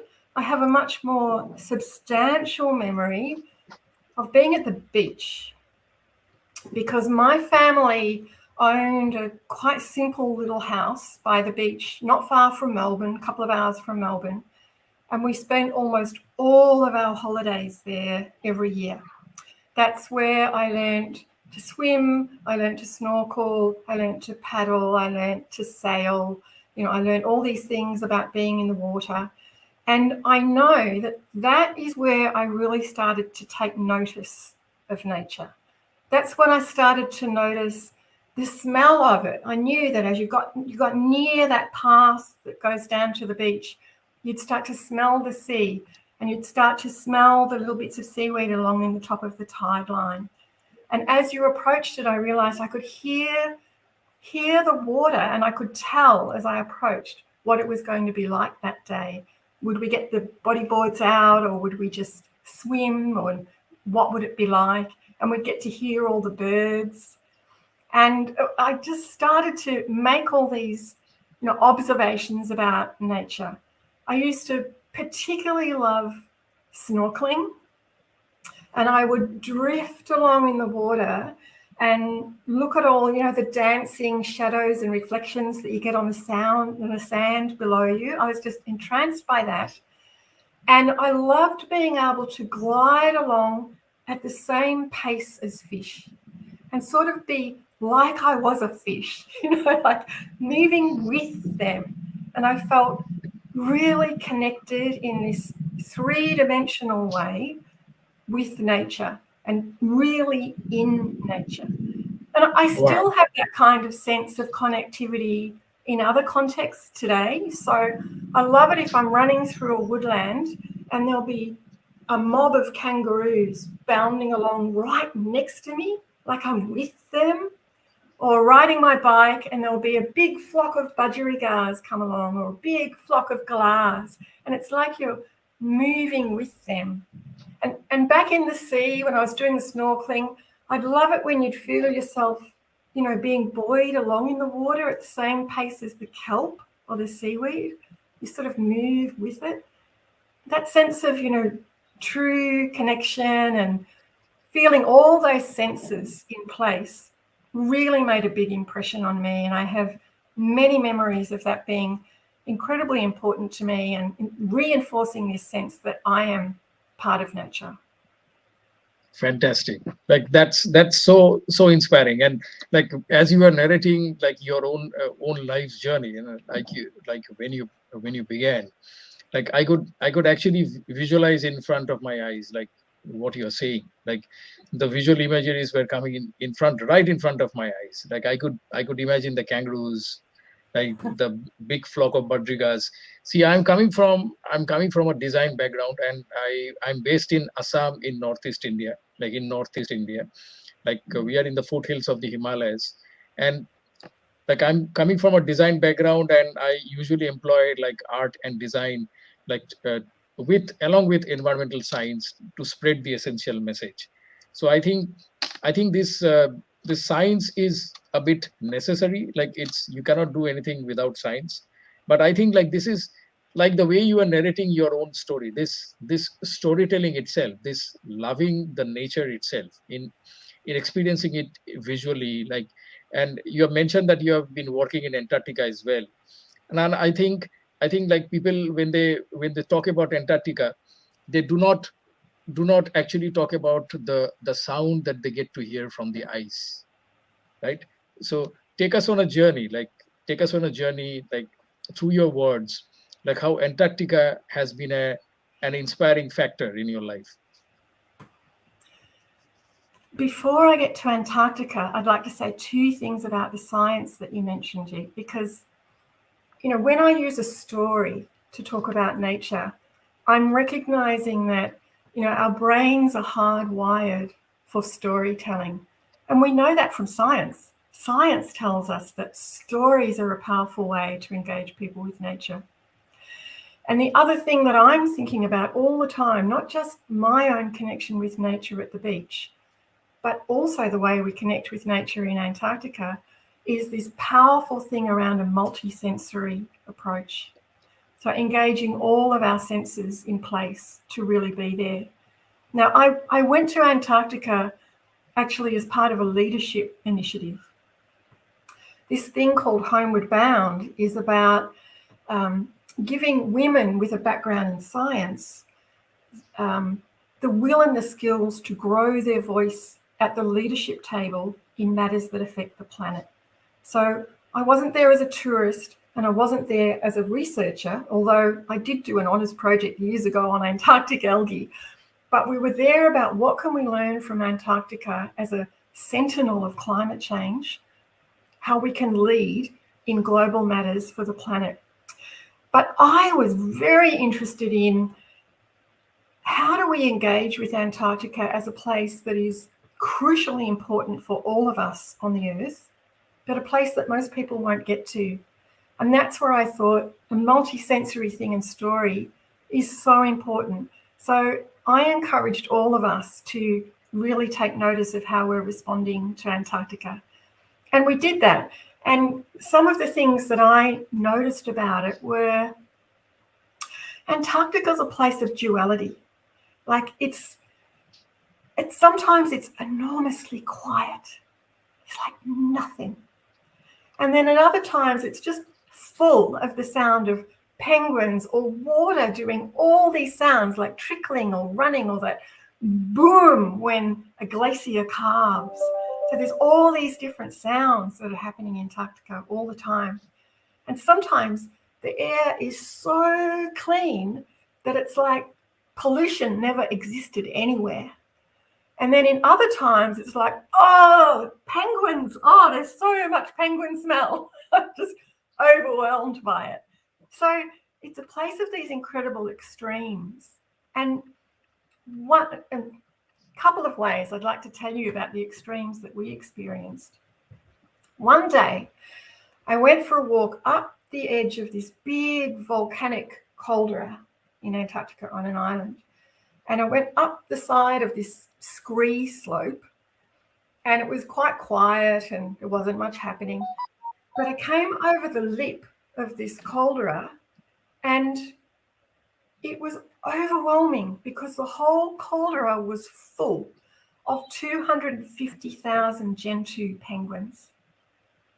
And those penguins were chattering and calling and clattering pebbles as they went to each other and called to each other. And the smell was really strong and the sight was really strong. And it was full of such urgency and energy and action as they were going about their penguin life.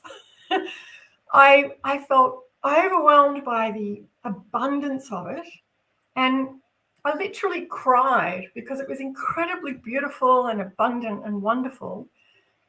But I was also crying a little bit for grief that there's so many parts of the world that this kind of abundance has just gone. And we don't have the privilege of getting to witness that very often. I felt incredibly privileged to see this and understand what the world has been like in different places and how important Antarctica can be in this context. So, it's an extraordinary place to visit. One of the things I find odd about Antarctica is all the names. Like the names are all names of people. It's like we've tried to people this unpeopled place. They're all names of kings and queens and princesses and benefactors. Even Adelie penguins are named after a French explorer's wife. So we've tried to sort of put people in this space. And I just wish that it was named after the glorious awesomeness that Antarctica is. I couldn't help reflecting on that because one of the other places that I'm really passionate about is another kind of desert, and it's the red deserts in the centre of Australia. And the places there have beautiful names. They're names like Kuramanchina and Bulpani and Katitanda and Telaringa and Kaliamara and Queerbiddy. And Queerbiddy means fish spirit. Those are the sorts of names we should have in Antarctica. And in the deserts in Australia, one night I put my sleeping bag out on the ground next to Queerbiddy waterhole, and I slept out there under the stars, and I woke up at dawn because this thing that woke me was fish jumping in the water. It was this fish spirit in the water. And when I sat up, I could see not only the fish jumping, but two tall, beautiful brolgas dancing by the edge of the water. And it was just transformative. And it was truly a place of fish spirit, deeply of fish spirit. When we worked out there, I was doing like remote scientific expeditions for like a citizen science thing. And we worked a lot with traditional owners out there. And that's how they see country. All these names and these places, that's describing country. And I'd like to tell you a story about one of the last times I went out there to this place called Tallaringa. And I was on my way back down towards the city, and I was just left, and I was filling up my vehicle with fuel. And one of the old ladies that we'd been working with, she came up to me and she put her hand on my arm, and we had a bit of a chat. And she said to me, "You're not coming back next year. We won't see you again." I said, "Of course you will, Jessie. I'll be back next year." And she said, "No, not then. You'll come back, but not next year. But you will come back because you've slept on my country under the moon.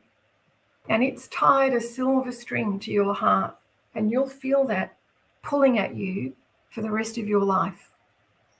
I said, "Oh, Jessie, I'll see you next year." I went home and discovered that I was pregnant with my daughter, and I couldn't keep doing that remote expeditioning job for a while. So she was totally right. I couldn't go back, but she was totally right about the silver string in my heart too, because when my daughter was 6 months old, the first place that I took her camping was to the desert, and I've gone back many times since. But there's something about that spirit of place that's very real in that country, and not just that country, but all country. I agree. I totally agree. Like I was working in a place called Mumbai in India. Like I've been in Mumbai for about 9 years, and after that, like I visited Northeast India in the state of Assam during the year 2005, and like I could feel the same kind of connections like that you are talking about. Because in 2005, like when I was like hiking up one of the hills out here in Northeast India in the state of Meghalaya, like someone told me like, because I have a habit of like not carrying my camera anymore, because I feel like when I'm seeing things with my own eyes and I'm sketching on my sketchbook, like I'm remembering the things much more better than what I would have been if I would have clicking all the time.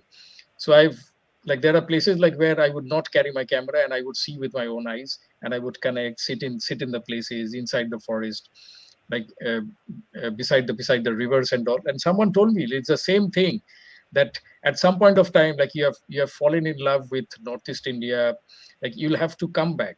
And 2012, like I was invited to come and work in Northeast India with the schools of Northeast India, like not only the city schools and the village and the forest schools also.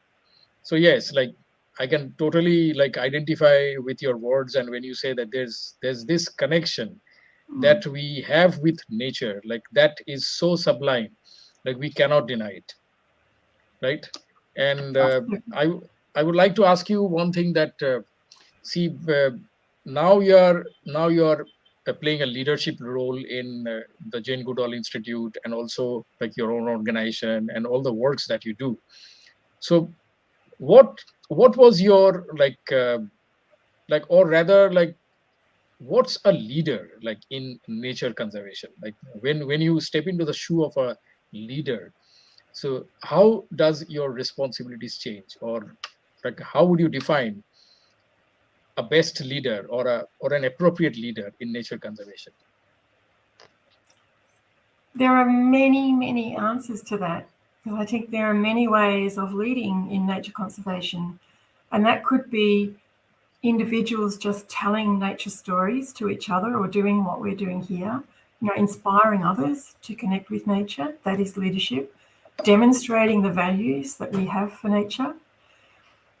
So there are lots of things that different people can do, in their own communities. I think it would be great if I could tell you about, as a leader in my institute, what we're doing here to try and have leadership in the sector, if you like. So there's two things that I'd love to tell you about. One is I'm really passionate about what we call nature-led community recovery.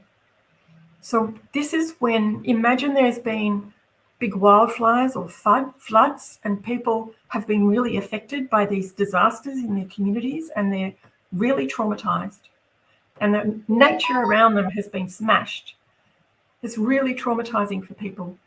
We've developed this program in which we connect affected people with recovering nature, and we get them to witness recovering nature and to play a part in helping nature recover.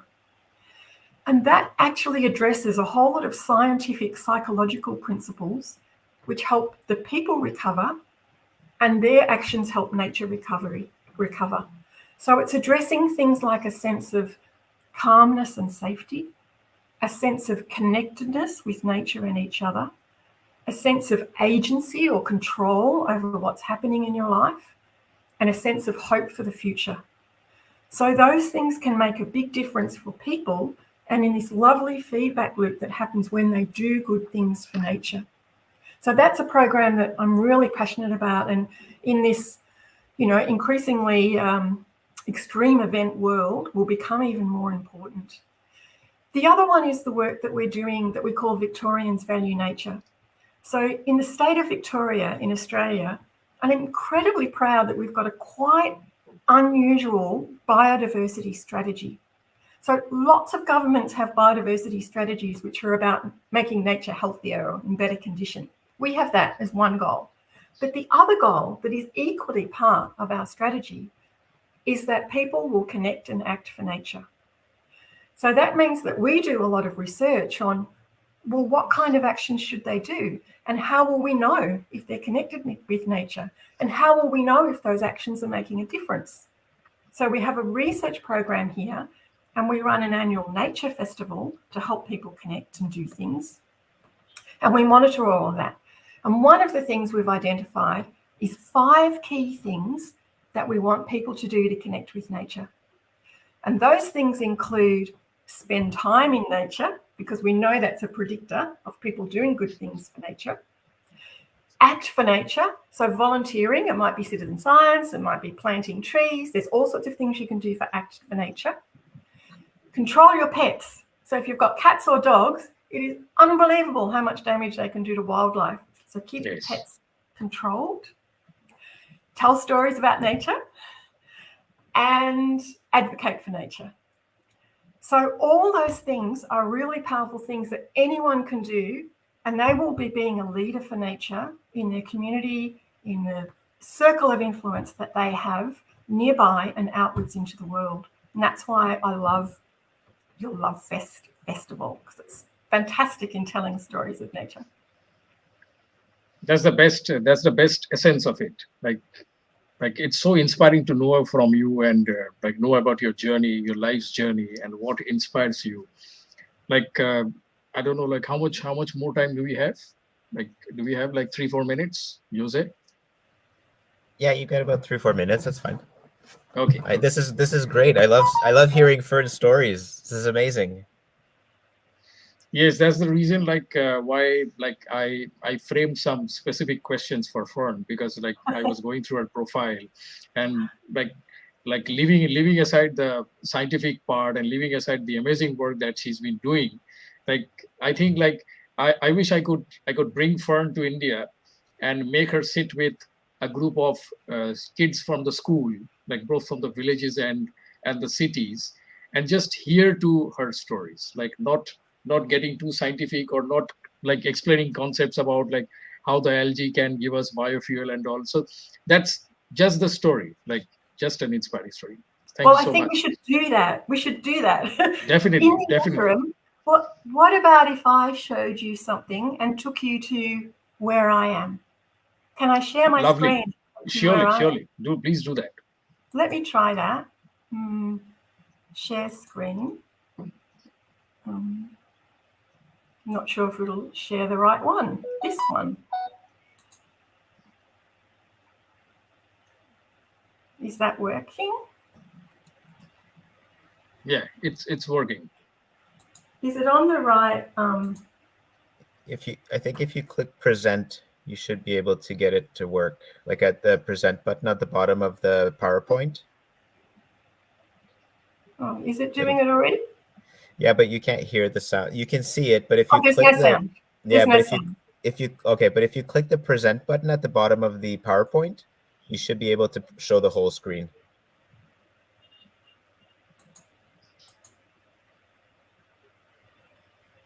Right. Okay, can you see it better now? Now I can't see you. You can't see us, but we can see it. Yeah, it's beautiful. Like Fern, this just looks like my own backyard. So this is a river that I love to go to and listen to the water and listen to the birds. And it's a really lovely place. And these are some of the things from my local nature. You know, spending time in local nature helps you get to know where the roos are going to be in the shade, where the orchids are flowering, where to paddle, where to pick mushrooms in the autumn. You know, I love those things when you get to know your local place. And I wanted to show you some pictures of that beach that I went, you know, spent most of my childhood in. Such an important place to me. It's really beautiful with lots of lovely things to notice in detail. And the desert, the colors are so beautiful. The sky is so beautiful. It's just magical. And in Antarctica, there's so much to hear and see and smell and all those things that we talked about. It's quite magical. So I think it's a long way from India to Antarctica. We have lots of things in common. I'm going to stop sharing that. But you coming to India and join us like for some of our programs, like it's not that far away. Like you're most welcome, and you'll always know that when it comes to nature, like you don't be our guest. Like you'll have a home. Like that's what I keep telling to Yuse and the other people. When you're visiting India, you're coming to your other home. You're not visiting a guest, right? As guests. I did visit India many years ago when I was doing work with the British Schools Exploring Society and the Youth Exploring Society in Delhi. And we had some meetings in Delhi about setting up expedition type activities for young people in India. And that was really exciting. And I hope that evolved into something terrific. I don't know what happened, but that was fabulous. It was a great honor to spend that time. And other times that I've spent in India, it's an extraordinary country. And I felt really privileged to be there. Thanks a lot, Fern. And thanks for taking me on a journey, and thanks to IUCN and Nature for All, for making all of us a part of this Love Fest. It's fantastic. Thank you. Great to spend time with you. Bye. Thanks, Jose. Thanks, Fern. Thank you so much. It was great meeting you. Bye. See you. Bye. Jeet, I think this takes us to the end of our first part of the Love Fest. Thank you so much for hosting. I think this was amazing. I'm hoping you had as much fun as I did. I think you were on the air for a long time, so it was really, really interesting to see and to hear these amazing stories. I think there's a lot to carry from this. So I'll get back and join via the speakers link at 4:30 p.m. Today.